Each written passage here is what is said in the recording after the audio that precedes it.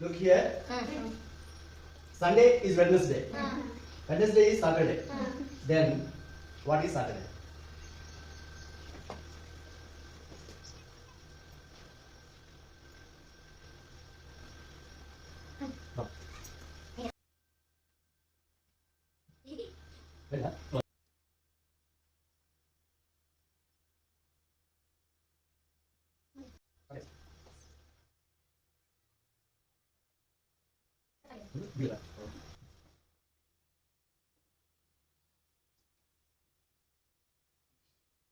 Tuesday.